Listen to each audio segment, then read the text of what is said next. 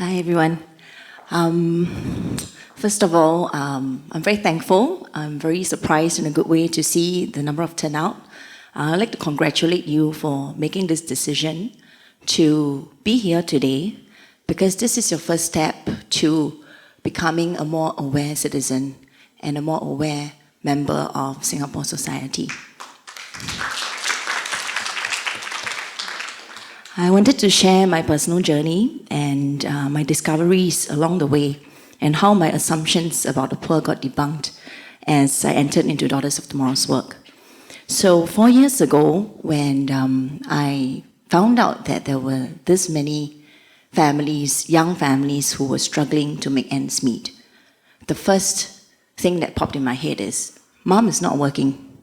The woman is a latent economic resource. If she could get to work, the family would be better off.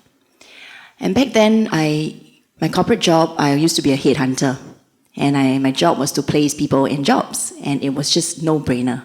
And I looked around and I saw so many job advertisements on your Jollibee. Everywhere you will see, we're looking to hire, this is the pay, we need part-time staff, full-time staff. And that hasn't changed today.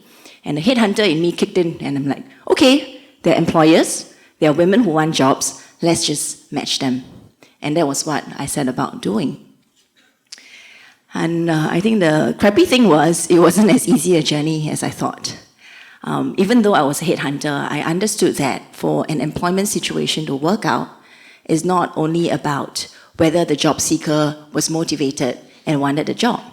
A large part of it was about whether the employers were willing to be flexible to offer, and what do they have to offer in a job, right? And I thought, well, if we could play that role of being the negotiator on behalf of the women, this should get sorted.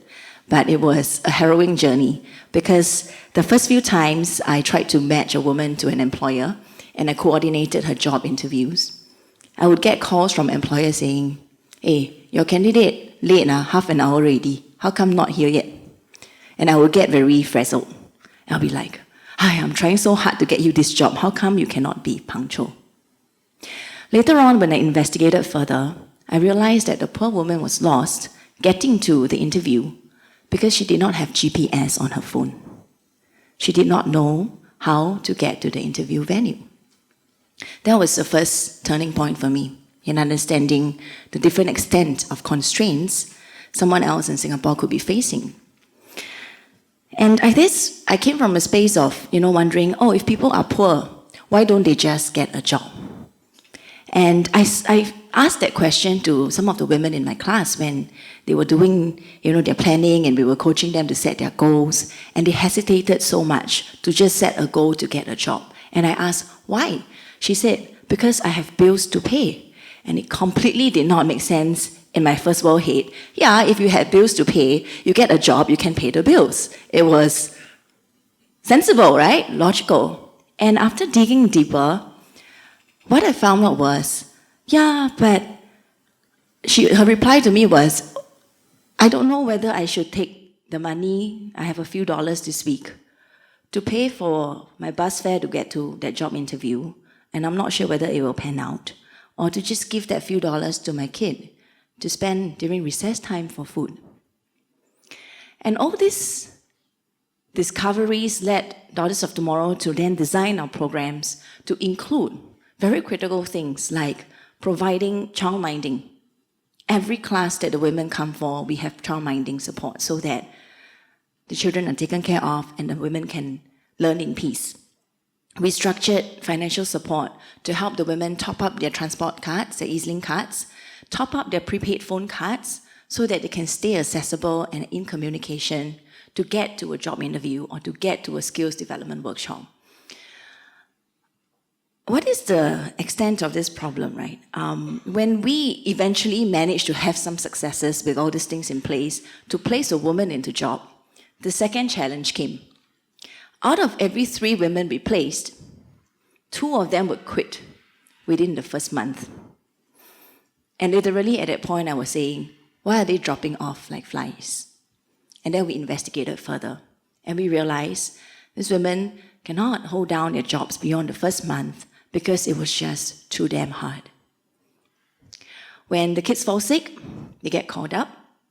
And when one kid falls sick, the 3 others or 2 others, how many ever you have at home, will fall sick. And they get so tired of applying for urgent leave and getting these looks, accusatory looks from the employers, that they just automatically quit, even if they do not get fired.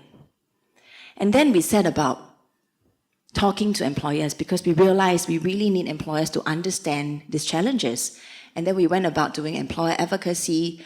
We got employers who were keen to hire these women to go through a poverty sensitization workshop and help them understand the everyday realities and challenges of these women.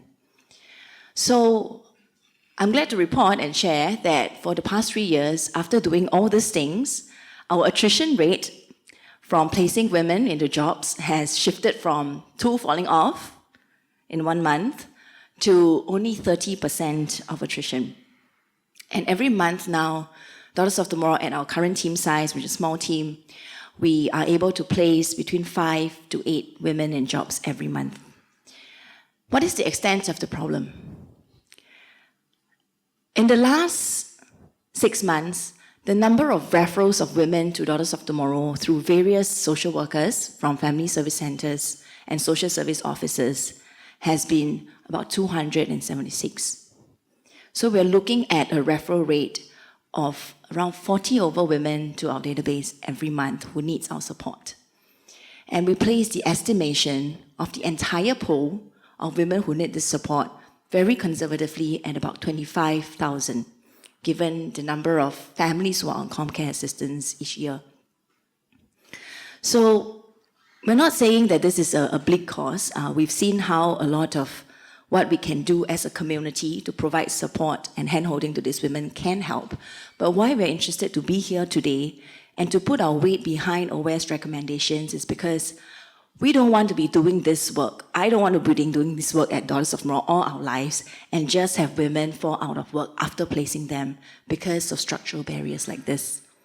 So, well, we hope that through today's session, we can all get an awareness of all these deeper issues and structural issues that continue to prevent a very motivated, a very valuable and very talented community of women in our midst who can, create very good futures for themselves and be very good contributors to their employers and to society if only they had these barriers removed. Okay, thank you.